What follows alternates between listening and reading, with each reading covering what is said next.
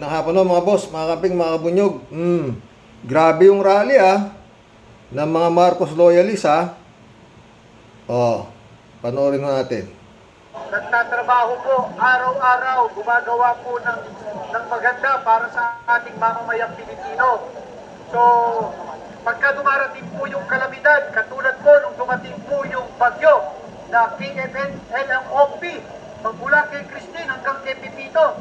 Alam niyo po ba, may pagkakataon na sa isang araw, sa iba-ibang lugar, 8 hanggang 10 beses po, dinadalaw po iba't ibang rehiyon ng ating Pangulo upang tiyakin kung ano po ang pangangailangan ng ating bawat mamamayan po. So yan po, kaya po ang ating Pangulo ay walang panahon para po sumagot sa mga batikos po sa kanya. Ang ginagawa po niya ay puro trabaho at magtrabaho lang po para sa ating mamamayan at mga ating kapwa Pilipino. Ganyan po kasipag ang ating Marami ho talagang tao, no, marami.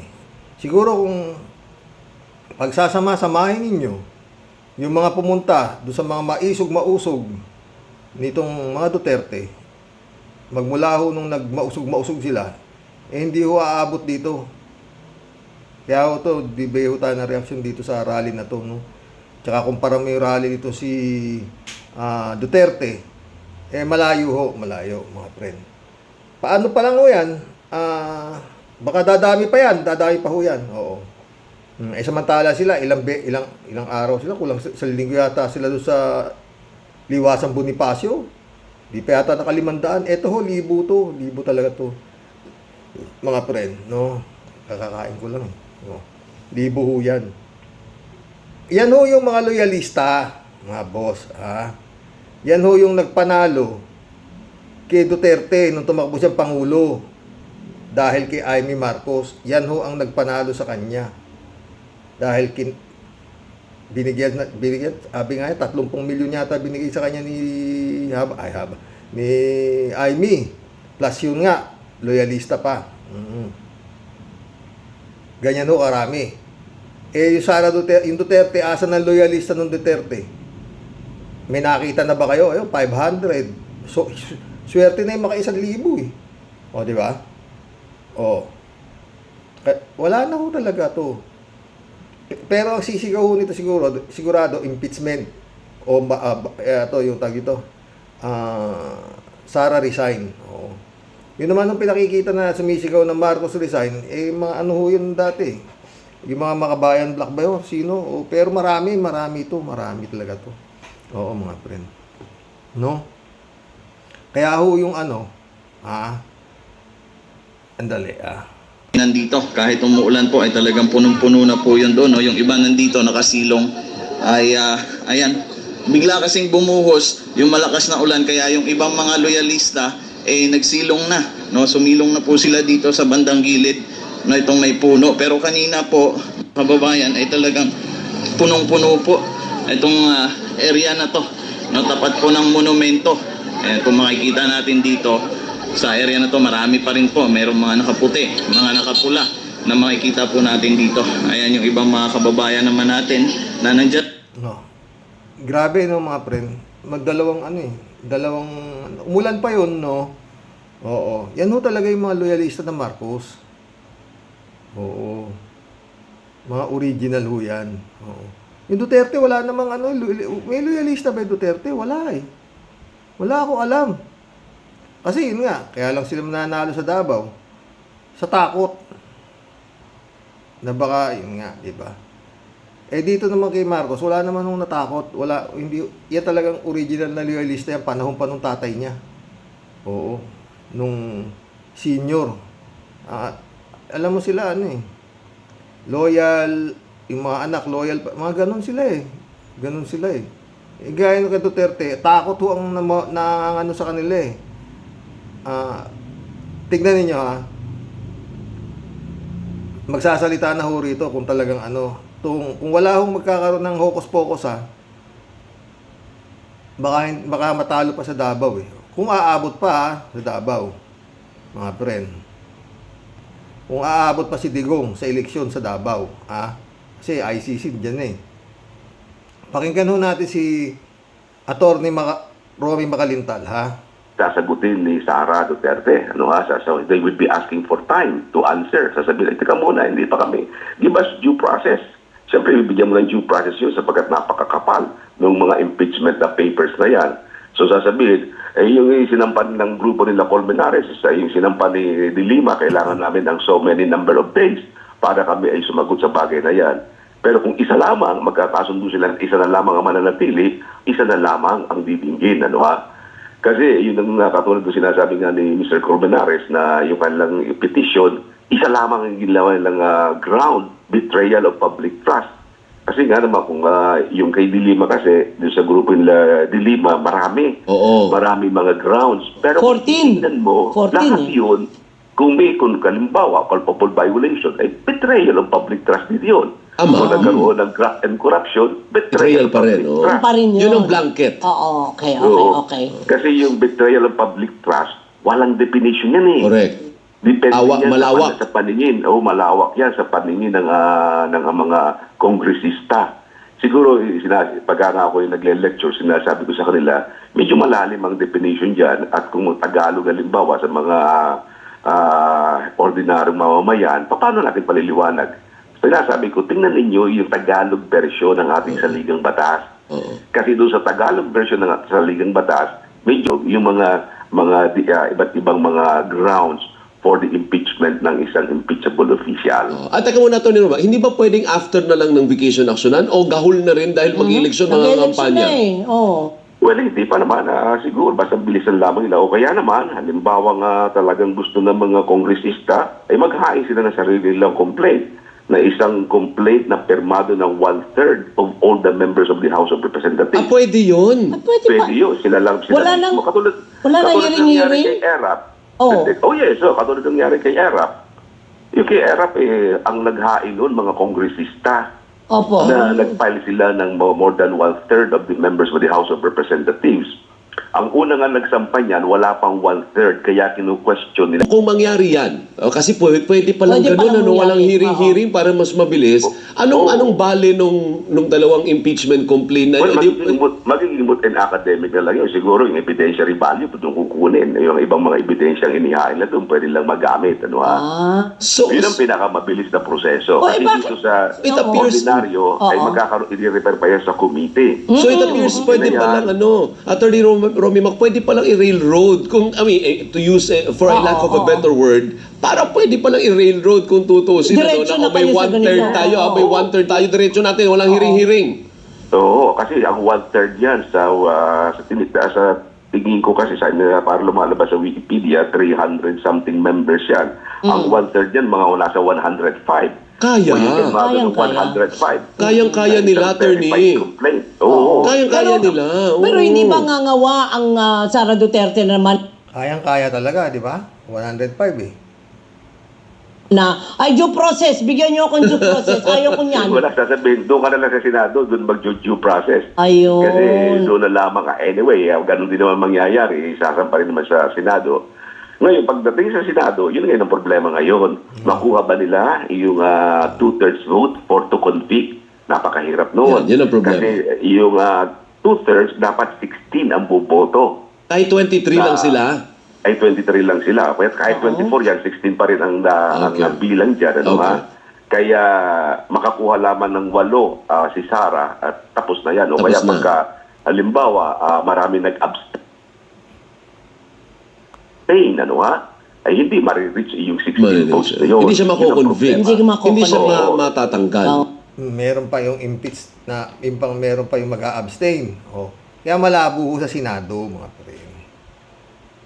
Kaya ho yan, parang sinasabi ni Atty. Mac na malamang walang patutunguhan niyang mai-impeach siya sa Kamara, pero pagdating sa Senado, hindi rin siya, kumbaga sa absuelto siya sa Senado. Oo. Yan ang sinasabi ni Atty. Mac dyan eh. Oo. Parang sabi niya, kumbaga nagsampa ka ng kaso sa piskalya, nakakita ng probable cause sa piskalya, isasampa sa korte yan. Kaya ganyan nangyayari dyan. Pag nakakuha ng botong 106 sa Kamara, ibig sabihin, may probable cause para siya ma-impeach. Isasampa ko sa Senado. Pagdating sa Senado, Parang yun ang pinakakorte. Kaya nga ako magsusuot na ho yan ng mga toga. Nakala mo talaga napakatatalino nila. At ipaliliwanag nila kung bakit kailangang ma-impeach o hindi si Sara Duterte. O, yun. Eh, ang kailangan lang ho sa Senado ni Duterte, Sara Duterte, 8. Ligtas na siya. Hindi na siya matatanggal. Bilang hindi na siya matatanggal, hindi na siya hindi na siya guilty. Although impeach siya sa Kamara, pero pag sa Senado, wala. Parang maglalaban yung Senado tsaka yung Kamara. Kaya lang napakalaki ng 106 kontra 8 lang. Ganun ka powerful yung Senado pala, no? Mga friend. Kimo! Tibay mo pala.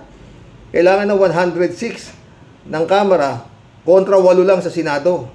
8. Mag-isip na tayo kung sino yung 8. Na siguradong ligtas si Sara Duterte. Siya pa rin ang pangalawang Pangulo.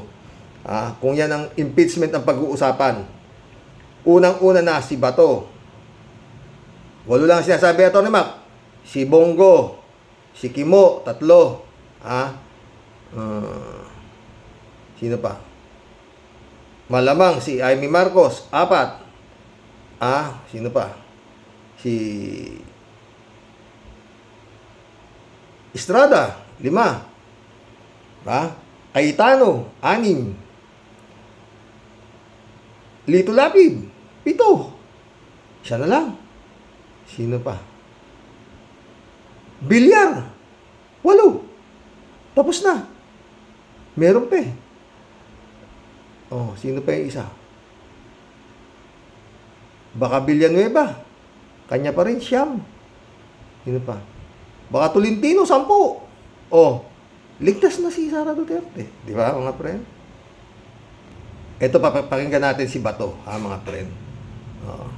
Sa iba na balita, naniniwala ang ilang kaalyadong senador ng pamilya Duterte na planado ito pong hakbang ng Kamara na ipa-impeach si Vice President Sara Duterte para mapatalsik ito sa pwesto. Kaya naman hinayag po ni Senador Ronald Bato de la Rosa na pinaghahandaan na nila ang worst case scenario. Mayan Corvera sa balita niya. Planado raw ang hakbang ng Kamara na mapatalsik sa pwesto si Vice President Sara Duterte sa pamamagitan ng impeachment. Yan ay kahit nag-text at nakiusap pa si Pangulong Bongbong Marcos sa mga kongresista na huwag ituloy ang reklamo laban sa Vice Presidente dahil hindi ito makakabuti sa bansa. Ayon kay Senador Ronald Bato de la Rosa, pinaghahandaan na nila ang worst case scenario tulad ng pag-akyat ng reklamo sa Senado dahil malinaw naman ang agenda ng mga kongresista na paalisin sa pwesto ang Vice Presidente. Plano na yan, nakaplano na yan. Well planned yan, well planned. Kaya we are preparing for the worst. Sabi nga lang, kakapalabas lang yung text ng Presidente nung araw na ito, kinabukasan, nandun na sila, nag-file na sila kaagad. Ito rin anya ang dahilan kaya inimbestigahan ng mga kongresista ang Vice Presidente sa mga umunoy irregularidad sa paggamit niya ng kanyang intelligence funds. Putik yan, hayop yung utak ng di ba to, no?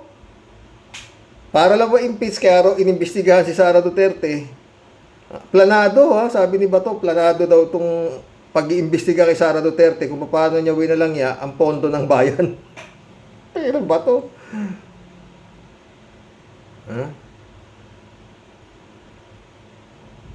Mary Grace Piatos, Kokoy Villamin, at kung ano-ano. Kalahin mo maisip nila yun, no? Na talagang, sabi nga ni Bato, bakit si Sara lang ang sinisingle out nyo? May katukuiran naman si Bato ron. Dapat lahat na ika ng ahensya ng gobyerno na imbestigahan. Bakit? Ayun ang sabi ni Bato, di ba? Mantakin mo naisip niya yung planado. Totoo, naniniwala ako kay Bato.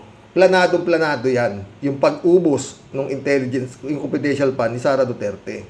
Kaya lang, sumabit Bato. Hindi planchadong mabuti. Kasi nga, withdrawin yung 125 million. Pagdating na dyan na, hindi pa sumasayad sa lupa, nandyan na si La Chica, kukunin na. Tinanong ni Congressman Luis Ro, saan pagkatapos nun, sabi po ni Ma'am Sara na pagdating, tawagan ko si Kernel Lachique, kaya, tapos nun, wala na, hindi ko na alam kung ano na nangyari. Kaya ako tatanungin niyo dyan, mga pre, parang ano yan kasabwat pa yung land bank. Kasi, 125 million. Oo. Nilalagay nila sa bank. Tapos andyan na, kukunin na nila Chika yung buo, 125 million. Dahil sa utos ni Sara. Kaya nagkakanda tumba-tumba yung mga nasa Office of the Vice President ng mga taga Davao Talagang na-infiltrate ng Davao ang Pilipinas. Mantakin mo yung mga tauhan ni Sara, dating tauhan niya nung mayor siya, nung siya naging Vice President, tapos naging Deputy Secretary. Yun ang mga kinuha niya, walang halo. Walang halong ibang halos, di ba? Yung mga security guard niya, kailangan Davaoen nyo rin. Ayaw na hahaluan ng ibang 400 mahigit, di ba? Talagang na-infiltrate nila. Tapos yun nga, yung mga kung saan-saan na bago bumaba yung tatay nito, pinag-appoint niya, Supreme Court, Ombudsman, kung sino-sino, pati NBI, hawak, di ba? Halos. Diba siya? Labaw ba yun? Alpaw? Oo. Na sabi ni Arlene Stone na talagang bayad na bayad. At ang mga kaso, halos lahat ng kaso sa Davao, basta bata ni Digong, dismiss. Kaya yan, nung wala na, yan na, umumoy na ng umumoy, no? Pero teka, mabalik ko tayo sa mga senatong, no? Baka pwede kayong mag-isip-isip, no? Lalo yung mga re-electionist, no? Na mag-aabsuelto rito kay Sara Duterte sa impeachment case nito na isasampa ng Kamara. Sa Kamara, lulusot ito Pero sa Senado, malabo, no?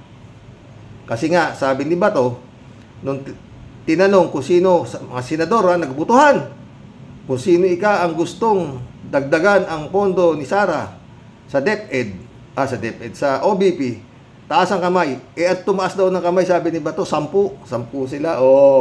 Kaya tumatawa-tawa si Bato. Kaya kung 8 lang kailangan ni Sara, lusot na si Sara, hindi na siya matatanggal sa pagiging pangalawang pangulo. Yun ang ni Bato. Tawa-tawa lang si Bato Kaya nga ito, mga senatong, mag-isip kayo. Bagay, kung kayo bayad na kayo, hindi niyo na kailangan pa magsenador, yung siya ibibigay sa inyo para wag lang matanggal si Sara, okay na yun. Hindi na kayo papagod. Bigyan mo kayo ng tagi 1 bilyon, kayang-kaya naman yan. Si Bato naman, hindi na kailangan bigyan ng 1 bilyon yan. Si Bongo, hindi na rin kailangan bigyan ng 1 bilyon yan. Si Kimo, hindi na rin kailangan bigyan ng 1 bilyon yan. Yung iba-iba lang dyan, baka, pero yun nga,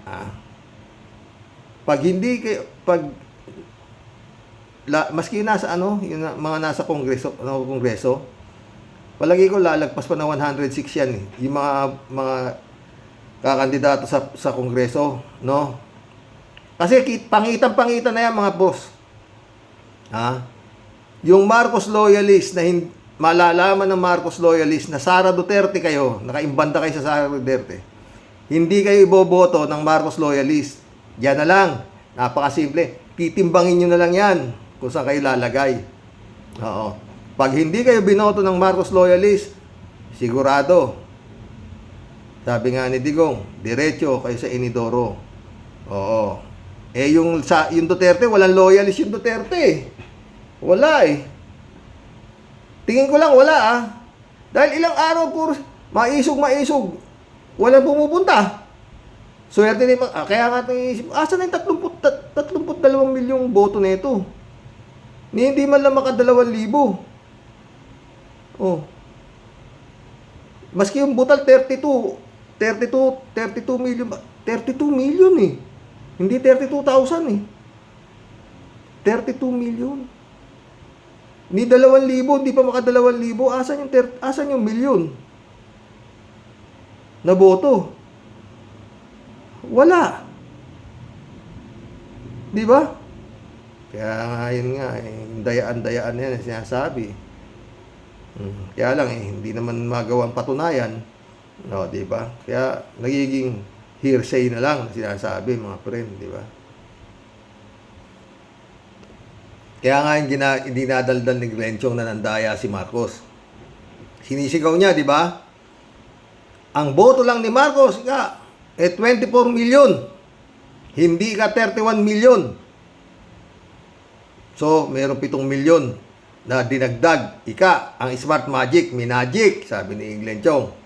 Kaya, hindi nanalo yan. Hindi kagaya ni Sara Duterte na totoo yung 32 million na boto. Talagang gago rin. Maski pa 24 million, panalo pa rin siya dahil hindi nga nakaabot 16 million lang yata yung kay Atty. Leni Robredo. Kaya maski sabihin mo pa, Glenchong, na 24 million yung boto ni hindi mo pa rin pwedeng ideklara na kaya lang ang pinipilit ni Glenchong, nandaya si Bongbong, samantalang si Sara Duterte, hindi raw nandaya, kaya si Sara Duterte ang presidente. Wala bang magpapailan disbursement dyan sa kay Glenchong? Meron na yata napailan na yata, di ba? Mga friend. Yan na lang yan, ha? Para kakapal pa po yan. Umuulan pa yung mga nagrarally sa EDSA na yan, kakapal pa po yan. Araw na ito ay samahan mo kami, Panginoon, at mahabag ka, Lord, at nakita mo ang pangailangan na magkaroon pa yun ng unity, Lord, pag-ibig, Panginoon, nagagaling sa iyo, integrity, Panginoon, at uniqueness, Panginoon, togetherness, we can sing, we can pray. Dapat dito, kung ang sigaw nitong mga maka Duterte, Marcos resign. Dapat dito, ang sigaw din nitong mga to, Sara resign. Pero yun na sigaw nila Sara resign, Sara, impeach Sara, yan ang sinisigaw nila dyan, mga friend. Grabe naman yan, ma'am. Grabe naman yan na suporta. Ayan. Okay. Ma'am, thank you very much po.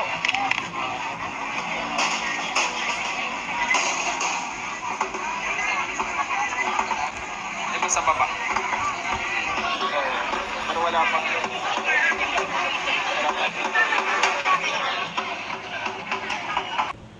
Pero yun nga, mga friend, kaya sabi, 8 lang ang kailangan na boto ng Senado at lahat ito, mawawala na si Saysay itong pinaghirapan itong mga ilang hearing na ba ito.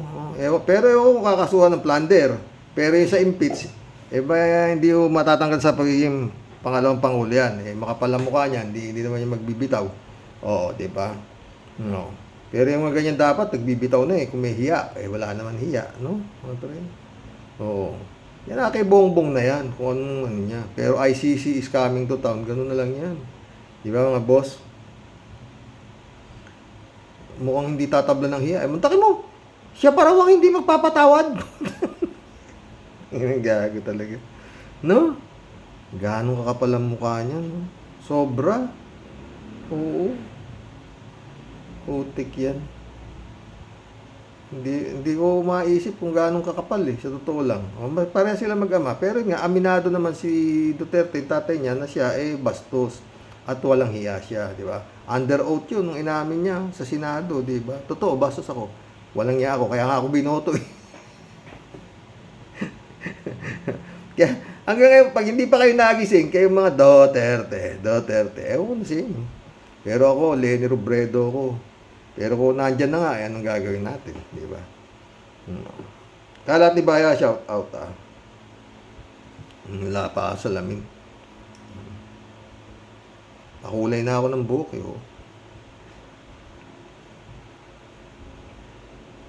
Ito. Rhea Manampan, shout out. Ano yun? Kakampihan nila yung pagnanakaw ni Sara? Naambunan ba sila? Nagtatanong lang po, sabi ni Ria. May malamang. Tukmol na tutae. Sumagot si Tukmol na tutae. Malamang kasosyo sa pagnanakaw ni Sara Lustay. David Alin Mendoza, shout out Malamang sa alamang po ay may ipinangakong pakinabang dyan sa INC ang mga Duterte. Ang ipinagtataka ko lang po ay makakapal na din pala ang mga pagmumuka ng mga ministro ng Iglesia ni Manalo.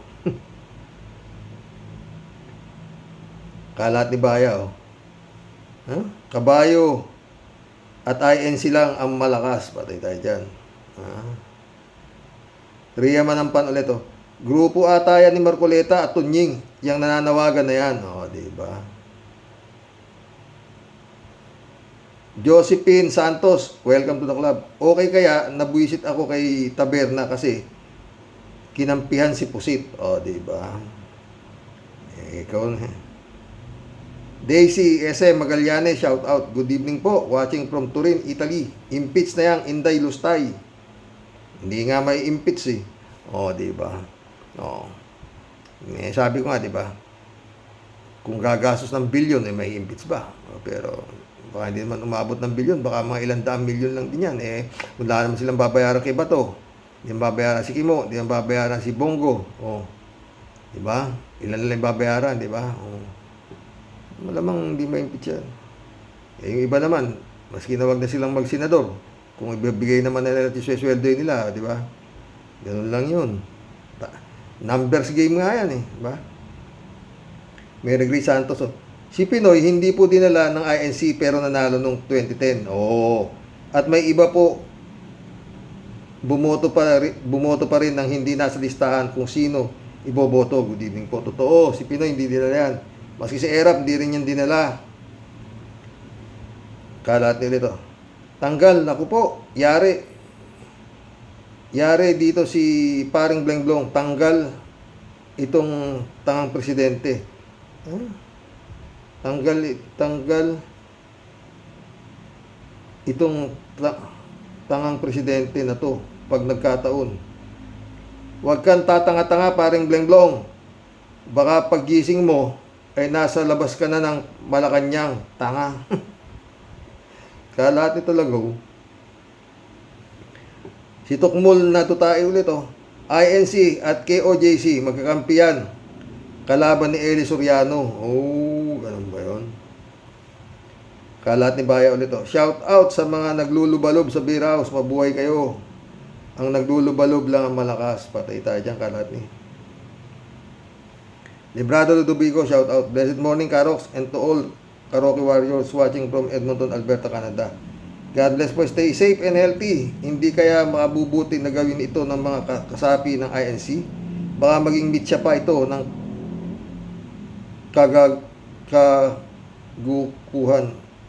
kaguluhan. Ewan ko, sabi ni Librado. Shout out, Michelle Edwin, my friend. Raul Villanada. Greetings, Kuya Rox, at sa inyong may bahay. God bless you always. God bless, Raul. Ay, mga sinatong, esep kayo. Baka, siguro ang tao ni Duterte, sa totoo lang, mga boss. Mga sinatong, isang loyalista ni Duterte, katumbas, 10 loyalista ni Marcos. Yan ang ratio niyan. Oo. Yan ang ano niyan, ha. 1:10 yan. O, tignan nyo, nakita nyo, pag samasamahin nyo man yung mga nag-rally, nung nagtatawag yung mga utog na kung ano-ano dyan, hindi mananalo dito sa rally. Sa ngayon pa lang yan, ha? Oo.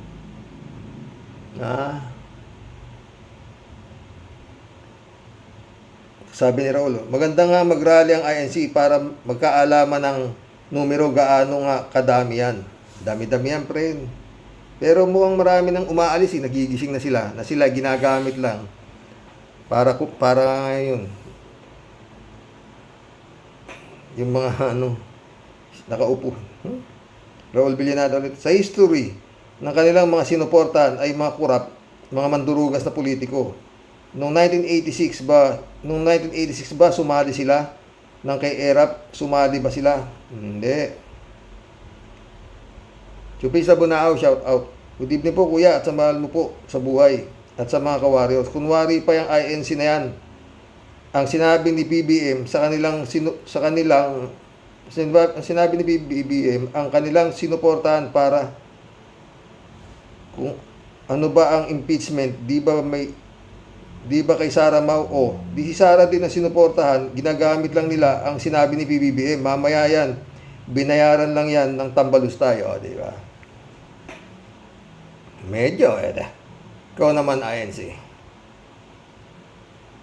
Kita mo nga ang political, tawag dito, spiritual advisor niya si Kibulog eh. Hindi naman kayo eh, di ba? Pag nakabalik yan eh, patay. Joey Tobeleha, shout out.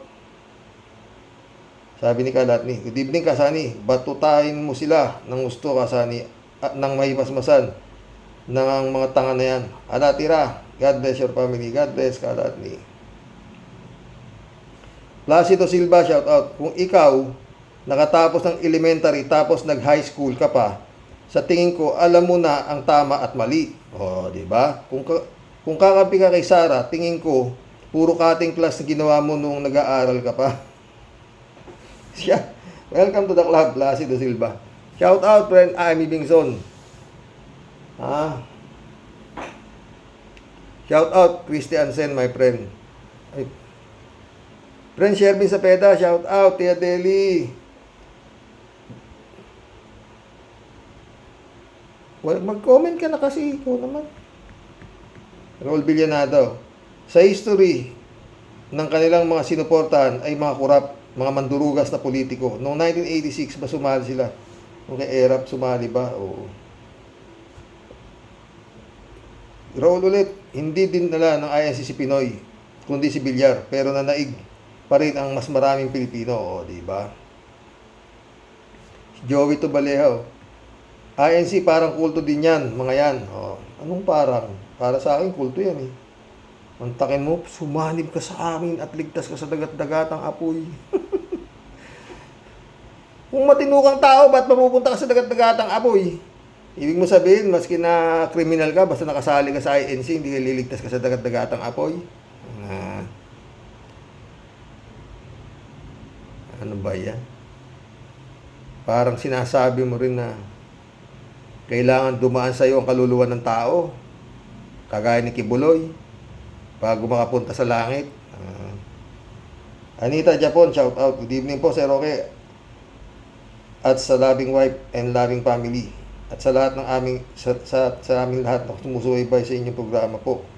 God bless po tayong lahat, more and always. God bless, Anita. Ito. Jenny Tesplana. Welcome to the club. Ginagamit lang nila ang sinabi ni PBBM, pero sa palagay ko, kay Sara ang side nila. Oh, di ba? Magaling talaga yung INC. Two birds in one stone. Di ba? Kung tanga ka, di ba? Pero kung nakakaintindi ka, alam mo na kay Sara sila. Di ba? Masarap bayuin. Shout out. Anita ulit to. Sigurado naabutan ng Duterte, Amy Marcos, Marcoleta, Tunying, Gloria Tianak, Aruray, Este Arroyo at iba ang Iglesia ni Cristo, kaya sila nang hihimasok. Hindi nila dapat bilugin kaming mga gising na. Kampi kayo sa mga hinduropot para sa aking opinyon. Tigilan nyo na nga kami para din pala kayo yung grupo ni Kibulok. Sa totoo lang, pesting yawa nyo. Galit si Anita. Bernadette Aligarbes, shout out. INC dapat di makialam sa usapin, mga problema ng bayan. Ang Katoliko di nakikisali noon pa para di malito ang mga tao, di ba? Hawak nga ng INC yung mga tanga, yung mga miyembro nila na kung ano sabihin ng mahirap yan. Nicolas Hilario, shout out. Palusot pa nga yan, ginagamit ang mensahe ni PBBM para nga naman hindi malantad ang pagkampi nila sa kadiliman. Akala nila mauuto nila mga tao. Yun. Marami naman silang miyembrong nauto. Testenko, shout out. May schedule na pro-impeachment sa January 15 pag di gumalaw ang Congress. Gagalaw ang Congress, Testenko. Pero supalpal sa Senado. Oo, pero yun nga, kung mag-iisip ang senador at gusto nila, kwentahin nila, pag nagsara kayo at kulang ang lagay sa inyo, hanggang dyan na lang kayo. Takin mo yung dami na yung mga loyalista ni Bongbong na yan, hindi kayo lahat iboboto.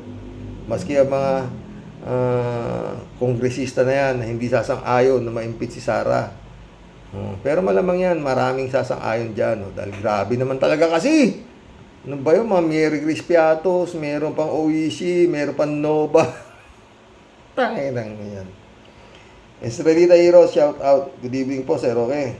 Always watching po here in Japan. Good evening, good evening. Sabi ni Kalatni, basta from Japan, okay yan. Sabi niya. Chupista Bunao. Kuya, na-organize ang mga kabunyog sa January para mag-rally. Marami ang may gusto sa EDSA gawin para tampatan ng INC. Yung INC na yan, hindi pa naman. Pero kung nabayaran na. Kung nakapangako na sila, baka nga magra-rally sila. Dahil nga, sumusunod sila sa kagustuhan ni Bongbong na wag i-impeach si Sara. At talino rin yung nito. Totoo. Kaya kami magra-rally, sumusunod kami sa kagustuhan ni Bongbong na wag ma-impeach si Sara, na wag sampahan ng ayaw ni Bongbong ma-impeach si Sara. Putik yan. Mary Ruiz, shout out. Magdasal na lang tayo at tumahimik ka, INC. Testayin ko ulit Karoke, baka pag naputulan ng ulo si BBM, saka siya mandudura. Tayo dyan. Elizabeth Iscare, shout out. Good evening, Xerox. Ay nako, ito namang INC, dapat mag-isip muna sila kung tama itong gagawin nila. At itong gagawin rally, di naman para ito kay BBM, kundi pabor ito kay Sara. Hindi ba marunong mag-isip ang mga yan, Xerox? Nakapag-isip na sila. Elizabeth, nakapag-isip na sila actually. Kaya nga sila magra-rally dahil yun ang kagustuhan ni BBM. Tapos na doon. Oo. Sumusunod sila sa kagustuhan ni BBM. Ano pa? Diba? Na wag-impeach si Sara. Tagilang yan. Sa tanga, lusot na lusot yan. Sa tanga, oo. Masunurin pala sa kagustuhan ng Pangulo ito. Tangina nyo. Ay, naku, mapapamura ka.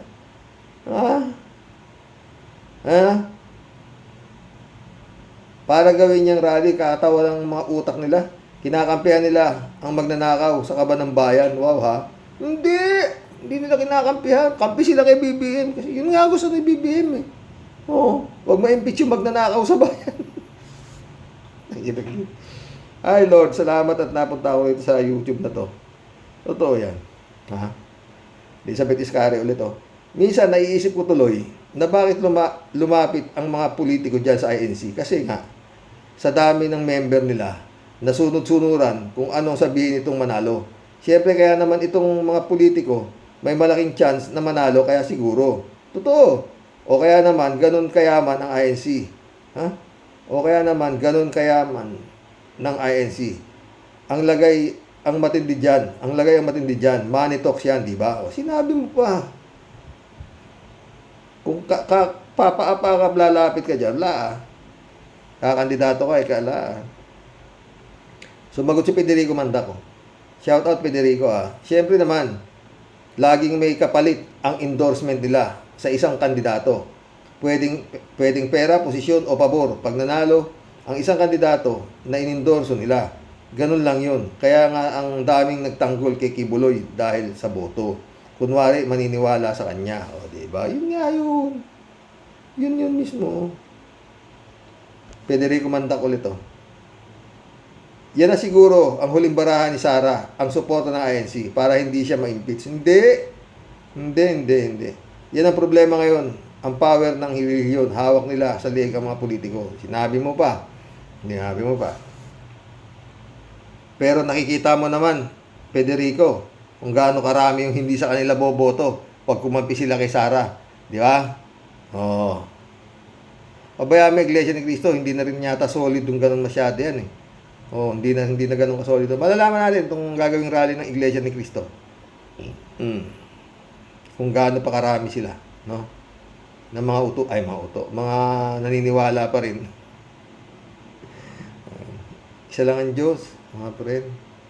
Erlinda Aquino, INC, hindi ko sila gusto dahil sa patakaran ng iuutos kung sino ang iboboto. Mismo, raming tanga ka kasi. Arnold po si Diego, shoutout. Oo nga po Kaya marami tayong mga naging opisyal na di karapat-dapat dahil sa ganyang sistema nila. O, di ba? Josephine Santos, totoo yan. Ang paniniwala ng mga INC, kaya nabuisit ako kay Taberna.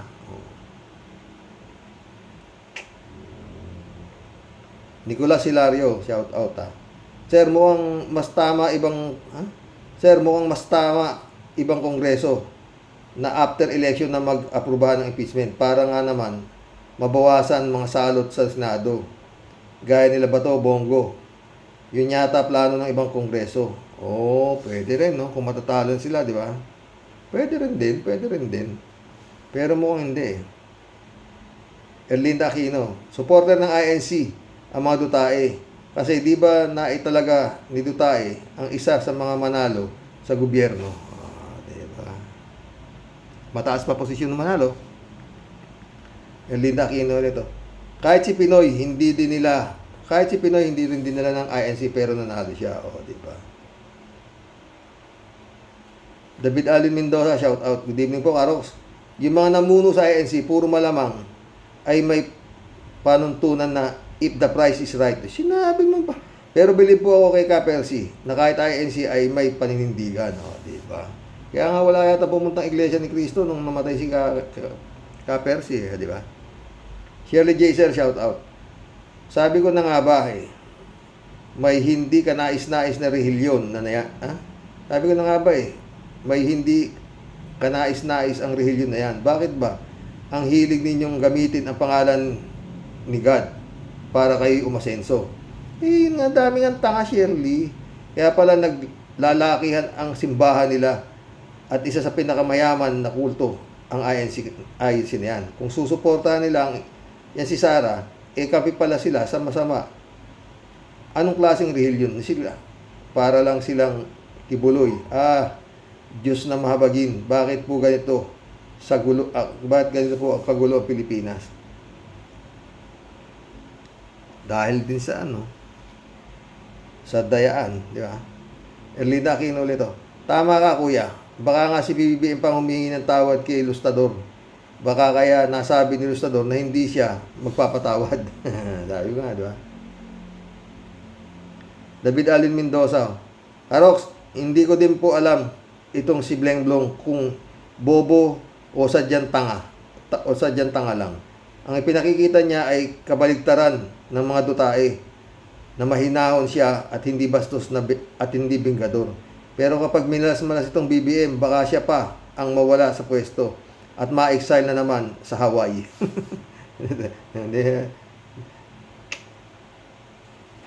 Rodelia Alpiloro, shout out. Hello po, Sir Roque, at sa mga kabosing. Ang tanga ng isa na yan, Sir. Alayatang pandinig, Sir, kaya makapusit pa yung isang naligaw sa atin, Sir Rox. Sa totoo lang tayo, di ba po? Bagay daming bulag, lalo na sa mga gobyerno, talagang pansarili lang ang iniisip nila. Lord, kayo na po manguna sa nangyayari ngayon. Sobra po talaga. Ingat po tayong lahat, Sir, and God bless po. God bless, Rodelia. Pelabot, shout out. Iglesia, kulto, hindi ka makakasamba kung wala kang abuloy. Patay tayo dyan. Apolinar Tolentino, shout out. Gusto yatang gayahin ng INC ang ginawa ng mga Catholic nung People Power 1. Iba naman yon kesa ngayon dahil ang involved ngayon ay graft and corruption dahil siguro magrarally na rin Katoliko para magkaalaman kung sino ang masusunod, di ba? Jane L, shout out Shout out to you, Sir Rox. Nakabalik na kami ng Manila. Pagod sa biyahe, pagod din ang bulsa. Isang panalo mo lang sa bingo yan, ikaw naman. Jane L ulit. Hello, Sir Rox. I don't think BBM asked forgiveness kay Pusit. Ang lakas talaga ng apog ng babaeng yan. The Filipino people are the one who can not forgive her, sabi ni Jane.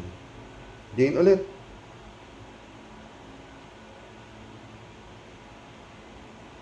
Xerox, ang dami ng violation ni Pusit, hindi pa rin yan makukulong, pero time will come and tadhana ang magpaparusa sa kanya kasi Xerox, it's inevitable dahil sa law of nature. Kung anong ginawa mo, may kaakibat na consequences, mabuti man o masama. Totoo yan, Jane, ha? Shout out, Grace Singsay. Baka mamayang gabi, i-vlog na kita, hype ka. Tonic, INC, walang kwentang kulto, sabi ni Tonic. Johnny B. Good, shout out. Gandang gabi, Karoke. Baka naman naabutan na si Sarah itong INC. Ha? Baka naman naabutan na ni Sarah itong INC. Kaya suportado sila dito. Kunwari lang yan kay BBM sila susuporta. Totoo yan. 2 birds in 1 stone. Matalino talaga to. Shout out, Atty. Claire Castro. Ang galing niyan. Oo, ang galing. Sa totoo lang. Ang galing. Will Christian Ruiz. Shout out. Wow, nice observation. Pera-pera lang talaga kulto. Kasi parang member nila, inuuto in exchange of favor kung naghihirap ang miyembro, tempo only. O, diba? Ganun lang yun. Umakampi ba ang INC sa mali, sa hindi tamang ginagawa? Uy, yun na nga.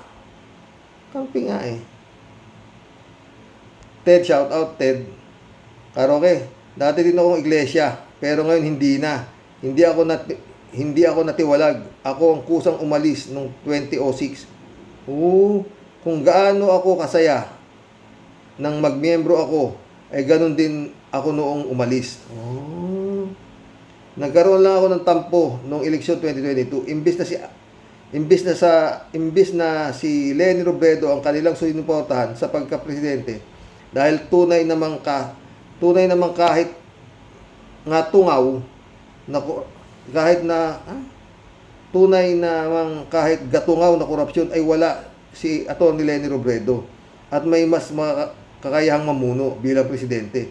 Anak ng nanay nilang iba't ibang tatay. Kung hindi ba naman bugok ang mga ito at ang dinala ay sinapupunan nila.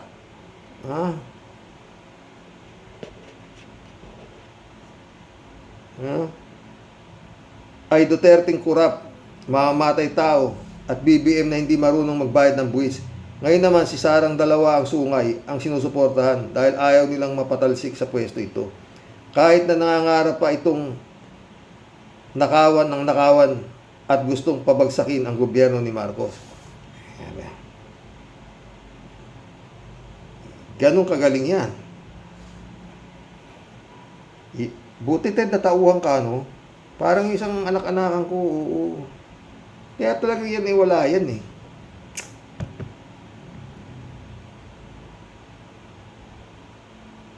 Sabi nga ni Atty. Enzo, kaya lang yun nga, pagka nandiyan ka at sumapi ka riyan at may negosyo ka, matutulungan ka raw ng INC. Ganon. At kung may kaso ka, na ikaw INC, matutulungan ka dahil maraming koneksyon itong INC. Yun ang sabi na to. Pero wala ako. Totoo yun. Alberto Olaero, Karoke, ang mga iglesia ni Cristo, kumakampi sila sa mga magnanakaw sa kaban ng bayan. Katulad ni Sara Duterte Carpio at si Bato de la Rosa. Bakit daw imbestigahan ng confidential fund? Kaya nga daw confidential fund. Si Bato de la Rosa, utak din pala ng magnanakaw kasi ayaw niyang maimbestigahan ng confidential fund. Karoke, ang mga iglesia ni Cristo kumakampi din pala sa mga demonyo at mamamatay tao at pinakasinungaling na tao sa balat ng lupa. Sabi ng isang congressman, si Digong Duterte, pathological liar. Kaya pala ang iglesia ni Cristo, ang turing nila kay Jesus Christ ay tao. Kakampi sila ng mga Duterte na pumapatay lang ng tao. At si Sara Duterte, isa ding magnanakaw sa kaban ng bayan. Karoke, totoo yan. ICC, pero marami na raw nagsisialis. Oo. Mga natatauhan, nahihimasmasan. Oo. Real Christian Ruiz, shout out. Last card na ito ng mga Duterte kaya nakialam ang iglesia ni Manalo. May mga religious organization o kulto. Ang Diyos nila ay pera. Mismo. Real Christian Ruiz ulit oh. Yung pagka-murder kay Percy Lapid, nagprotesta ba ang INC? Wala. No much money. His INC member were kapatiran injustice. Jack Roman Santa, shout out. Iglesia ng Confidential. Ha? Kalat ni Baya ulit oh. Bumaba ka na. Papalit kami. Bumaba ka na, papalit kami. Yari ka ngayon, bleng-blong. Mag-evacuate ka na. Weak leader ka. Ganun ba kalat ni? Patrick Gomi. Sabi niya, nabigyan kasi yan ng sobre ni Sara Ulo.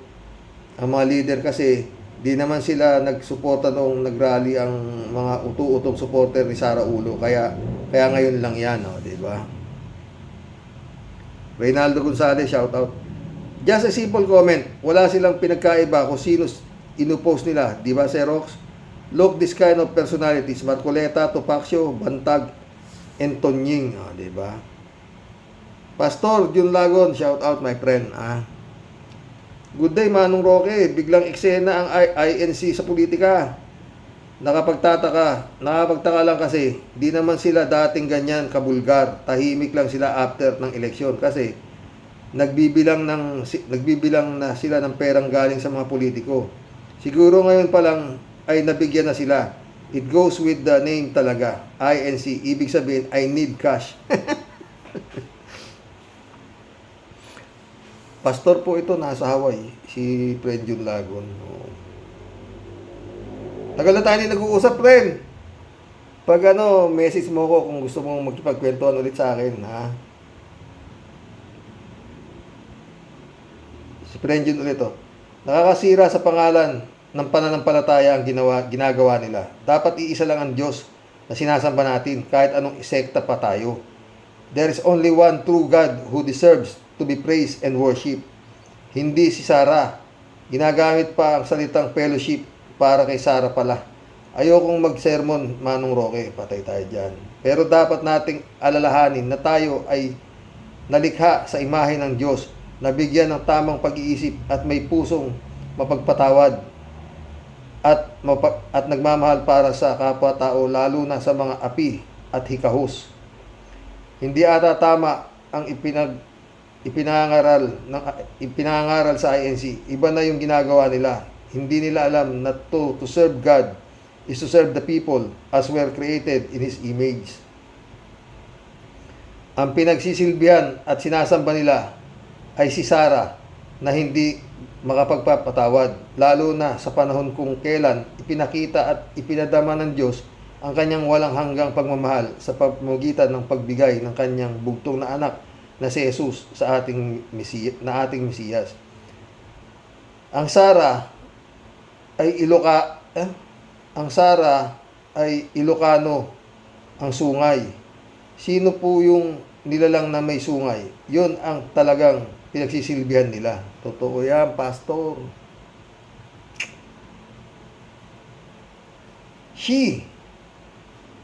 Welcome to the club. Matindi ang iglesia ni Manalo. Malupit yan. Makisawsaw sa politics. Yan ang dahilan kung bakit walang asenso ang bayan. Kasi nanghihimasok sa politika sa sistema ng bansa. Nabi mo pa. Pera yan. Ikaw naman, She ulit, oh. Ginagamit ni Manalo ang mga miyembro nila para sa sarili nilang agenda at interes. Pinapalabas pa sa kalsada para mag-rally, pero silang mga Manalo, sitting relax lang sa mansyon nila habang kumakain ng masasarap. Anong klaseng leader yan? Pasarap lang ng buhay. Kaya nga sabi ko sa iyo, She, kung gusto mong sumarap ang buhay mo, magtayo ka ng sekta at humawa ka ng Biblia na praise the Lord.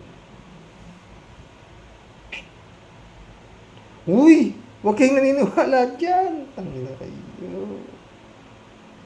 Paulit-ulit. Hindi ho ako nagaan sa pastor. Meron akong mga kaibigan pastor, totoo. Pero pag sinabi ng pastor nyo kung sinong gusto niyang iboto nyo, puta na, hindi ano yan, lumayo na kayo riyan. Hindi ho kayo dadali sa langit niyan, sa impyerno kayo darating yan. May utak kayo, gagawin kayong tanga. Kasi kurap, sinabi niya iboboto nyo. Gunggong kayo. Ba? Calixto, Jukatan, welcome to the club. Demanding yung INC, puro pera. Isip pabor yan sa korupsyon. Bakit nung maraming patayan, EJK, tahimik sila? Yun nga wala naman. Ba't sila mag-iingay? Kung sila mabaril. Calixto ulit INC, Iglesia ng Kurap, bagong sugo ng kasamaan.